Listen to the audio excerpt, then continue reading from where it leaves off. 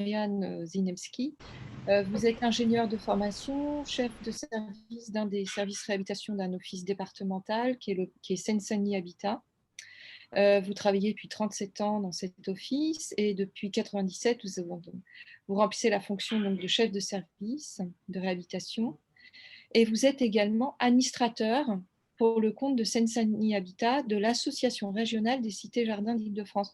Or, vous allez justement nous parler de 2 cités-jardins, qu'aujourd'hui, ce n'est plus considéré comme du bâti ordinaire, puisque c'est un patrimoine qui est aujourd'hui protégé. En tout cas, certaines cités-jardins sont aujourd'hui protégées, dont la cité-jardin de Stein et celle du Pré-Saint-Gervais. Donc, c'est les 2 opérations dont vous allez nous parler. Et j'essaye d'aller un peu rapidement et on complétera en fait en faisant une restitution en fait, de vos propos, en présentant un tout petit peu le contexte de Seine-Saint-Denis Habitat. Donc, pour Seine-Saint-Denis Habitat, la réhabilitation n'est pas qu'un enjeu énergétique, bien entendu, c'est également un enjeu social très important, puisque c'est le premier bailleur social du département. Seine-Saint-Denis Habitat gère 31 913 logements répartis dans 30 communes du territoire, sur les 40 communes en fait, du département. Quelques chiffres clés. Dans le cadre de l'ANRU, 8 815 logements ont été réhabilités et il en reste encore 5 527 logements. Voilà l'ampleur de la tâche. Et il y a également de nombreuses opérations de réhabilitation qui sont en cours, notamment concernant les cités-jardins du Pré-Saint-Gervais, de Stein et de Livry-Gargan.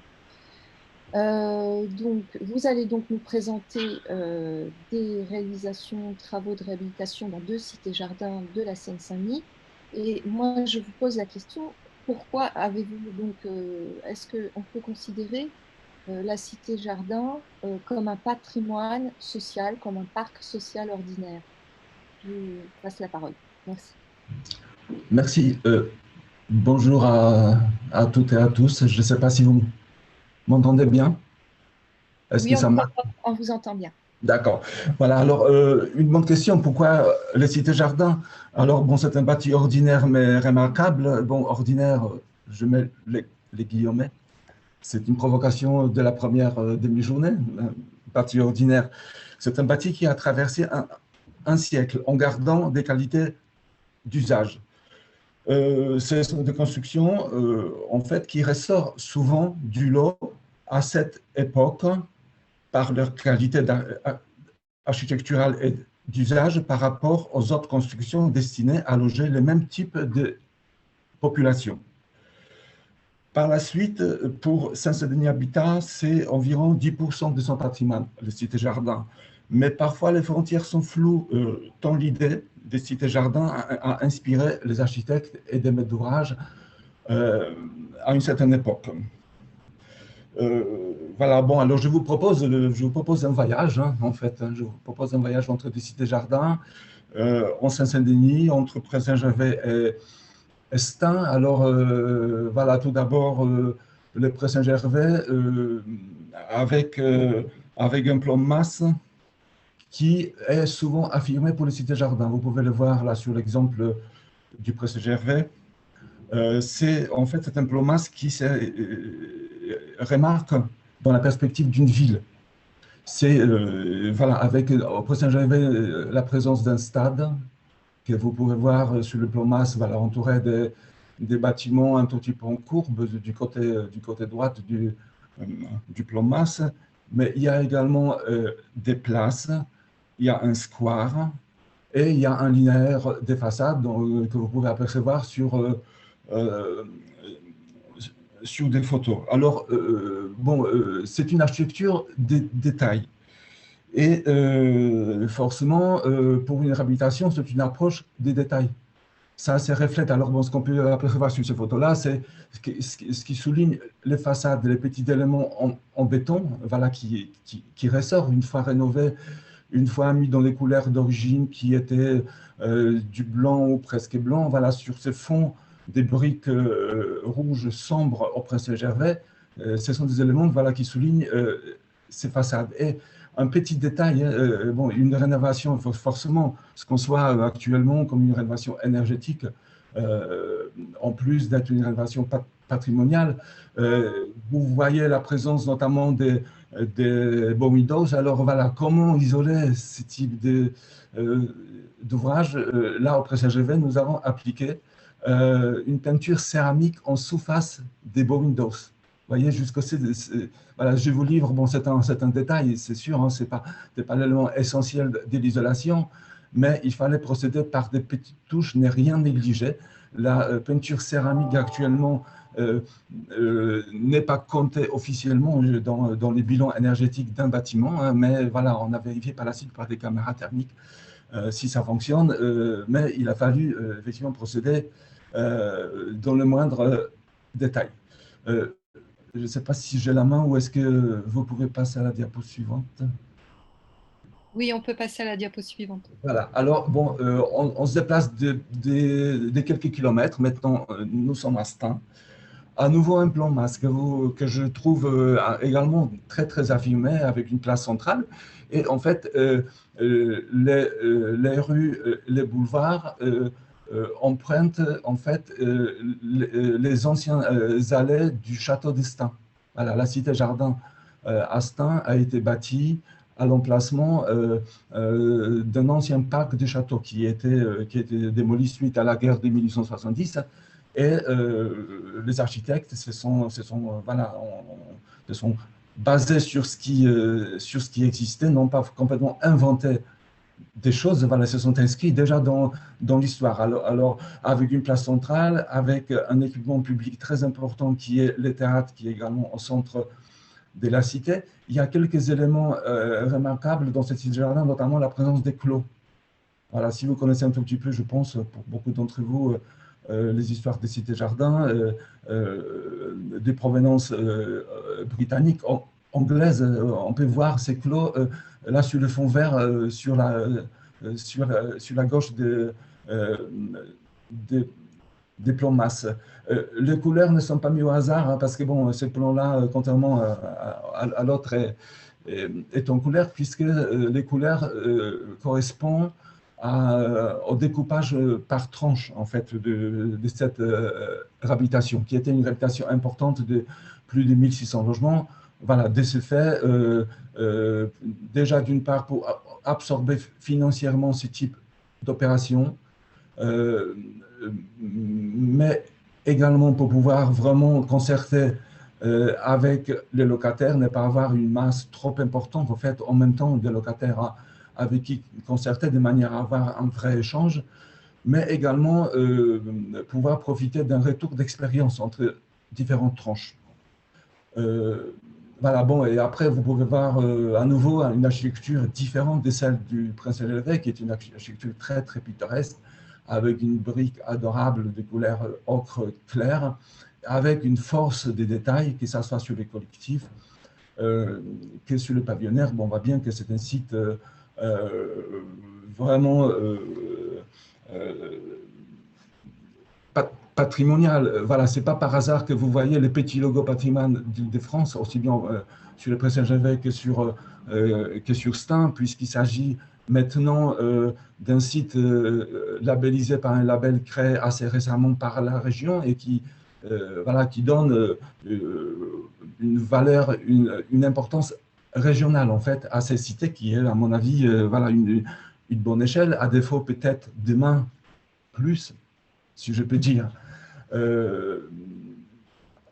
Voilà, alors à la diapo suivante, si vous pouvez. Voilà, bon, ça, juste des photos de l'état des façades d'avant-travaux, ça c'est le Prince-Saint-Gervais. Bah, vous pouvez voir que bon, c'est quand même de près, c'est une belle brique à l'origine, et ces éléments, les petits éléments en béton, très très dégradés. Voilà, il ne s'agissait pas de les couvrir, bien entendu, par une isolation par l'extérieur, hein, parce que bon, ces bâtiments perdraient complètement leur valeur patrimoniale. Et par la suite, bon, vous voyez bien que bon, partout, tous les bétons sont complètement abîmés, très, très éclatés. On peut voir également sur la photo de droite qu'il bah, y a déjà des briques. Bon, là, c'est assez modeste peut-être, hein, mais une fois nettoyé, voilà, ça donne une animation aux façades. Voilà, qu'on peut retrouver, alors qu'on les remarque moins, que ça soit au Prince de Gévais ou à Stein, sur des façades qui ont subi, je dirais, tant d'années sans rénovation des façades. Voilà, si on peut passer à la diapo suivante, c'est un exemple, en fait, bon, dans des pièces assez exiguës.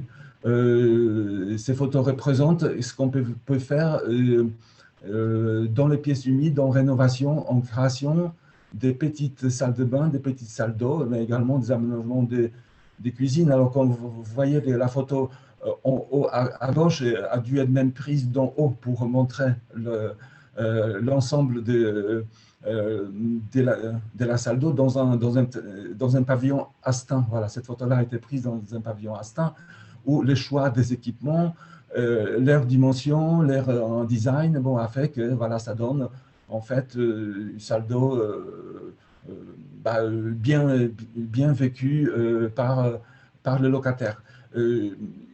Voilà, je vous ai mis également quelques exemples des bilans énergétiques. Voilà, c'est vers quoi on peut tendre en rénovation qui est avec un aspect énergétique qui est poussé vraiment dans les moindres détails. Voilà ce qu'on peut faire sans isolation massive par l'extérieur, ce qui est quand même bon. Bien entendu, je vous ai donné plutôt des bons exemples et plutôt sur les collectifs, sur les pavillonnaires, en n'isolant pas par l'extérieur, c'est un tout petit peu moins bien. Mais voilà, c'est pour vous donner une tendance un peu générale, comme quoi on peut quand même pousser, presque vers le milieu de l'étiquette C, et bon, vraiment étiquette D, les milieux ou les hauts de l'étiquette D seraient les minimums. Si on peut passer à la suite. Alors, la diapo suivante, voilà, c'est un plan, voilà, un petit zoom. Avant, après, alors à savoir que vous avez dans les dossiers sur les sites de la CEE, sur le dossier sur la cité Henri Sellier au Pont-Saint-Gervais, vous avez un exemple un tout petit peu plus vaste parce que bon, c'est un exemple de regroupement de deux logements pour créer un logement PMR. Voilà, ça, vous trouverez ça sur le site, sur les dossiers consacrés à la cité Henri Sellier du Pont-Saint-Gervais. Là, je voulais vous montrer un petit zoom avant-après sur des pièces humides d'un logement. Alors, tout d'abord, l'image avant, le plan de gauche, où vous pouvez voir que voilà, une cuisine avec pièce annexe, ça veut dire que bon, il n'y a pas une vraie salle de bain, salle d'eau à l'origine. Et des toilettes séparées, il y a également une présence d'un conduit. Conduit des cheminées, conduit de ventilation qui, bien entendu, dans l'aménagement, il faut prendre effectivement en compte tous ces éléments porteurs, ces cheminées qu'on peut parfois démolir, mais parfois pas. Alors, vous pouvez voir sur le plan à droite comment ces pièces humides ont pu être aménagées par la suite. Hein. Les conduits des cheminées, en fait, parfois ont pu être utilisés pour faire passer la VMC, mais ce n'était pas toujours le cas, tout simplement les dimensions n'étaient pas suffisantes. Parfois, quand on n'avait pas besoin pour la VMC, ça a pu être démoli, mais c'est pareil, c'est une opération hyper difficile, vu que 3 fois sur 4, ce type de travaux a été fait en milieu occupé. Alors, voilà, mais bon, vous pouvez voir que la cuisine a été ouverte sur la pièce des vies, avec la fermeture sur l'entrée, et une salle de bain, bon, une petite salle de bain, mais bon, pas trop mal agencée, a été aménagée. L'élément essentiel également de cela, vous voyez peut-être dans le prolongement des conduits des cheminées, il y a une gaine technique, où nous avons mis la VMC, les chutes et les réseaux d'eau chaude et d'eau froide. Voilà, c'est bien entendu ces réseaux-là, tout ce que certains appellent la tripaille d'un bâtiment, ont dû être rénovés au bout de 100 ans et intégrés, voilà, bon, dans une situation très très contrainte de restructuration des cuisines et des créations des salles de bain. Alors, excusez-moi, monsieur Zinet, mais ça a pris beaucoup de retard. On est déjà 10h30. C'est absolument pas de votre faute. On s'est tous un peu étalés dans nos propos. Et moi, je voudrais juste que vous puissiez car je sais, en fait, nous avons préparé ensemble votre exposé. Je voudrais juste que vous nous expliquiez la méthode, en fait, que vous avez adoptée pour intégrer, en fait, la somme des besoins identifiés par les usagers dans le programme des travaux. Comment vous y prenez, en fait, pour faire ce travail de concertation avec les habitants? Oui, alors la consultation, effectivement, est un élément essentiel. Peut-être que vous pouvez quand même passer à la diapo Oui, suivante, parce que bon, il y a des photos assez oui, belles de la sur les cité. détails architecturaux. Oui, voilà, il y a plein de détails. Bon, il y a bien entendu plein de choses à raconter. On pourrait faire un séminaire uniquement consacré aux cités jardins, peut-être un jour. Alors, la place du locataire. Alors, à l'office, à Saint-Denis Habitat, la consultation débute souvent même avant le choix de l'architecte. Ça veut dire que le locataire participe déjà à la définition en fait, du programme qui est soumis à la consultation de maîtrise d'œuvre. Le locataire participe au choix, à la priorisation des objectifs. Bien entendu, dès qu'on a un partenaire tel qu'une amicale, c'est très, très appréciable. Bon, le travail n'est pas toujours facile et évident, bien entendu. Il ne s'agit pas de n'avoir que des partenaires faciles. On est aussi prenant des partenaires difficiles, exigeants, comme certains amicales. Nous créons également des groupes de travail, de manière à avoir un travail suivi avec un groupe un tout petit peu restreint, où il est plus facile réellement d'échanger. L'idée est au début de parler de l'existant, des défauts et des avantages, avant de parler du projet. Nous ne venons jamais avec une proposition de projet ficelé ou presque ficelé. Vraiment, nous commençons par l'existant.